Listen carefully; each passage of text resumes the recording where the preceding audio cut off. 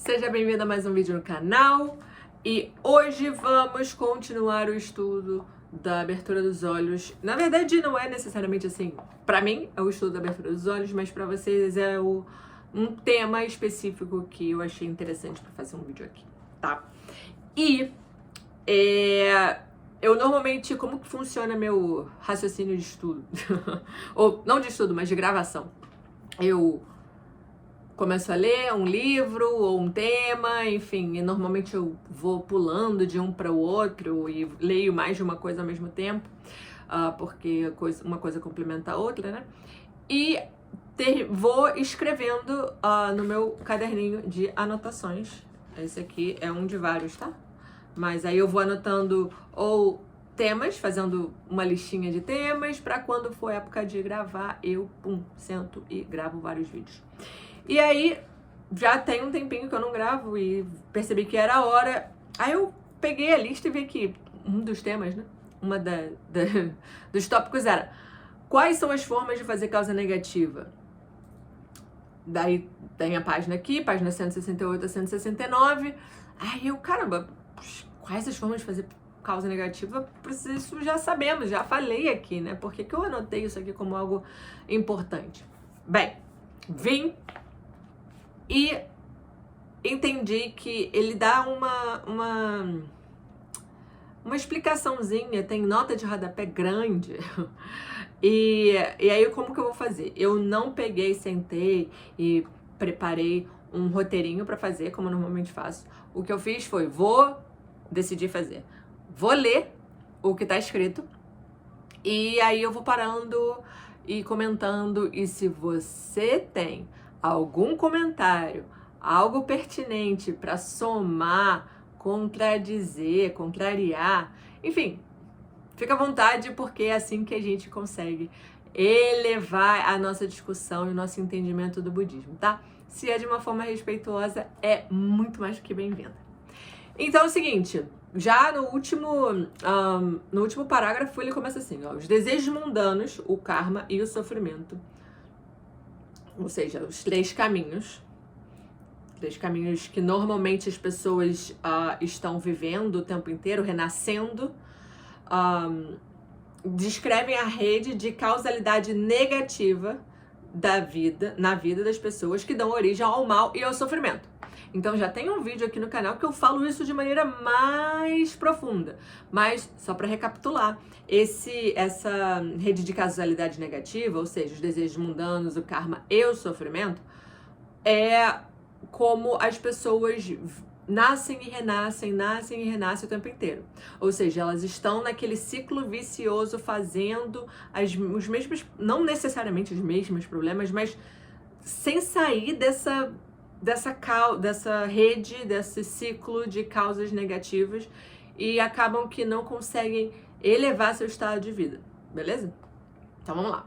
Os desejos mundanos incluem, por exemplo, fatores como a avareza, a ira e a estupidez, conhecidos como três venenos ou ilusões que produzem sofrimento. Também tem um vídeo aqui no canal falando somente sobre a avareza e a estupidez, que eu acho que o vídeo é a causa de todos os sofrimentos. Que literalmente é isso. Nós temos dentro da nossa vida, enfim, faz parte de ser vivo, ter a escuridão fundamental, as ilusões. Se nós não estamos conscientemente buscando elevar o nosso estado de vida, buscando a iluminação, a gente vai, sem sombra de dúvidas, e ainda assim ainda buscando e tal, somos humanos e podemos cair, mas a gente pode cometer, né, a avareza, a ira e a estupidez.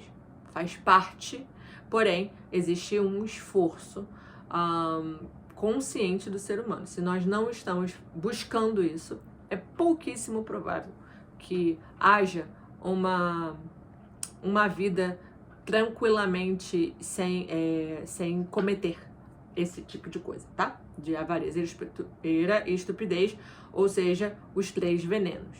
E os três venenos são a escuridão fundamental. Então, aqui fala, ou seja, ilusões que produzem sofrimento. O karma, por sua vez, deriva dos desejos mundanos. Então a gente já sabe, de outros vídeos, que karma é qualquer ação. Karma, a tradução, significa ação, né? Então, qualquer ação que eu faça, a gente já sabe que tem reação. Então, ela é negativa ou positiva, mas aqui ela tá meio que tendo uma conotação mais negativa, falando que karma é uma coisa negativa. Aqui, a gente sabe que karma não é necessariamente somente isso. Não se resume a isso. Então, o karma, por sua vez, deriva aos desejos mundanos, ou seja, as nossas necessidades, os nossos desejos nesse mundo aqui material. E implica em 3 categorias de ação. Então, o karma, que a gente já sabe que é ação, que a gente já sabe que é ação e reação, né, ao mesmo tempo, que é o resultado da minha ação também, ela pode ser feita em 3 categorias. Mental. Então, tudo que eu penso vai ter um efeito. Isso é uma ação. Tudo que eu penso vai ter um efeito. Ah, mas poxa vida, eu nem fiz. Ah, mas poxa vida, eu nem falei. Eu nem fui grosseira com aquela pessoa. Mas pensou. Porque não é nem exatamente o pensamento, senão aquela intenção, tá? Beleza. Verbal, ou seja, a sua comunicação verbal com as pessoas pode sim afetar. E a física, que no caso é a nossa conduta, né?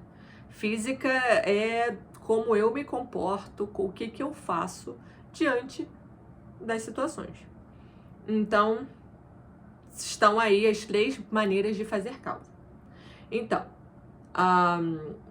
essas ações incluem os 5 crimes capitais e as 10 más ações. Aí caramba.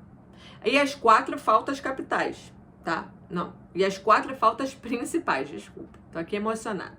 Então, quais são as 10 más ações? E aí tem uma nota de rodapé aqui, que é quase 1/3 da página, tá? Isso aqui, a partir daqui, nota de rodapé para explicar esses dois últimos pontos aqui. Então, as 10 más ações são as seguintes, ó. Más ações enumeradas nas escrituras budistas. São as 3 más ações físicas, ou seja, matar, roubar, envolver-se em relação sexual ilícita. As 4 más ações verbais, mentir, bajular ou expressar-se de modo irresponsável, difamar e dissimular. E as 3 más ações mentais, agir com avareza, agir com ira e agir com estupidez, né? Ou seja, manter visões errôneas, ou seja, no seu pensamento. Somente se está no campo das ideias, já está errado, né? Então, essas são as 10 ações erradas, né? Más ações. Beleza. Então, a gente vai continuando aqui. As 4 faltas principais, quais são? Transgressões graves que resultam na expulsão sumária de monges e monjas da ordem budista. E aí, enfim, no glossário tem quais são as 4 faltas. Eu não vou chegar nisso agora, não, porque a gente não tá a gente tá aqui pensando, enfim, no nosso dia a dia, tá? Então, vamos lá. Sofrimento é o resultado dos desejos mundanos e do karma. Assume a forma de uma retribuição física e espiritual. E inclui, ou seja, né, porque física e espiritual, porque sofrimento não necessariamente é algo visível, né? Então pode ser realmente, literalmente físico, se for padecimento de uma enfermidade, se for de repente uma limitação física, né? Ou, não sei, até mesmo vontade de fazer xixi, sei lá, por muito tempo. É sofrimento, né? Mas o espiritual, que é justamente o que pega na alma. O problema espiritual, o seu sofrimento espiritual que não se vê, e a gente não pode garantir que alguém está bem, feliz, somente olhando para ela. Tem um vídeo aqui que eu já comentei quando eu tinha depressão, quando eu estive assim com crise bem forte. Ninguém dizia.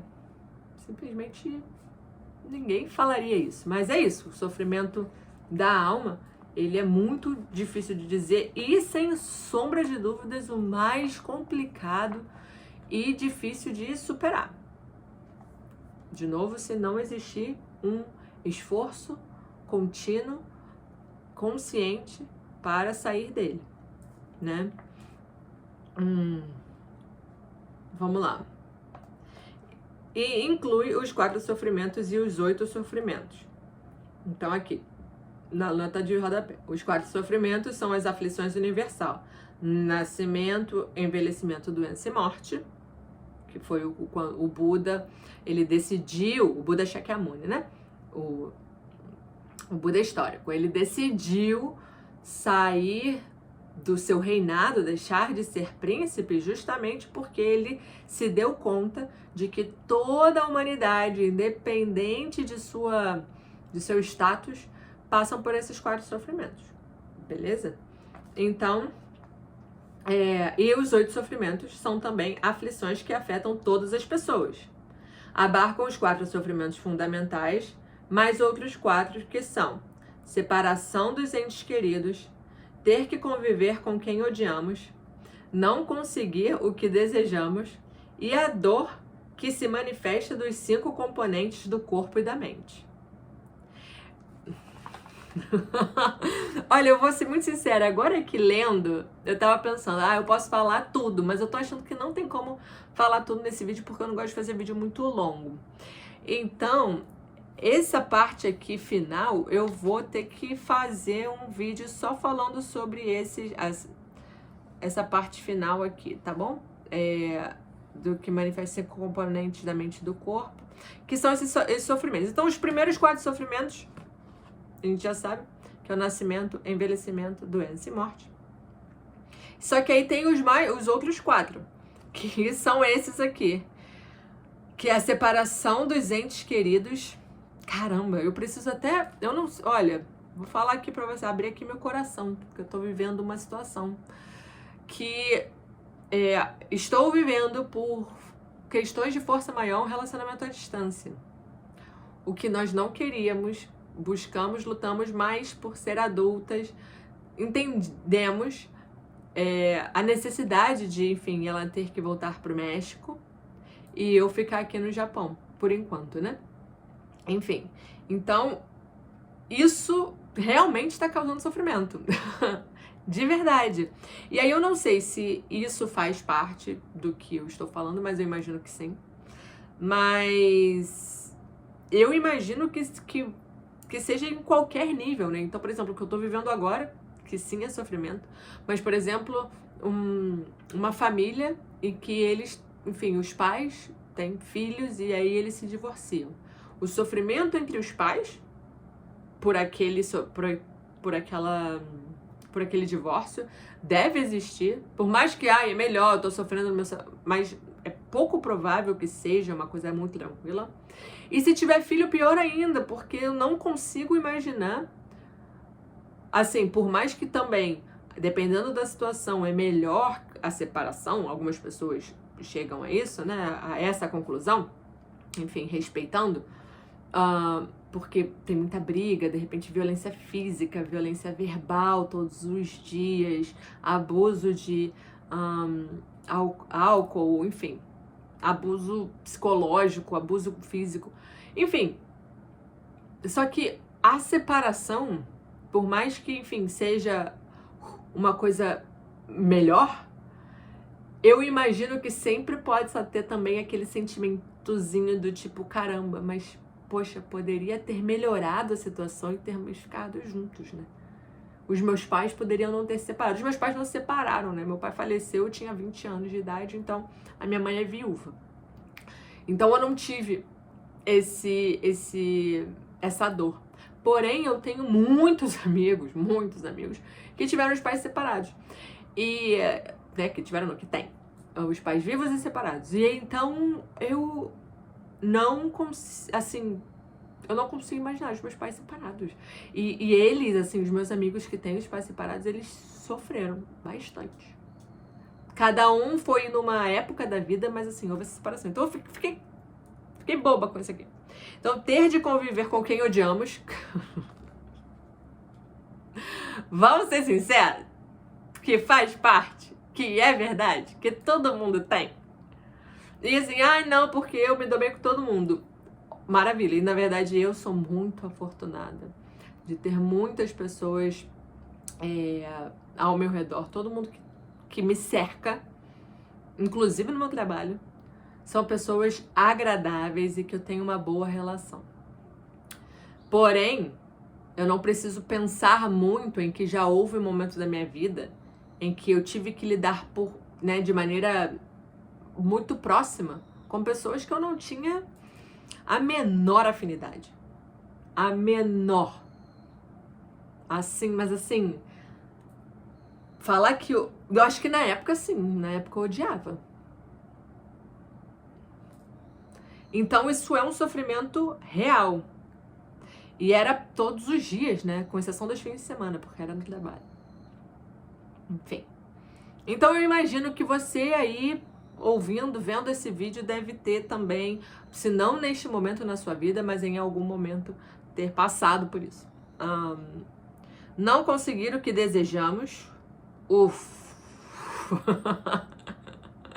Estou numa luta que agora eu não vou compartilhar, mas numa luta de que ainda não conquistei, não consegui algumas coisas muito específicas que vão me dar alguma paz de mente, e aí eu acho que de espírito também, né? Porque eu vou parar de pensar nisso, de desprender, de botar tempo nisso.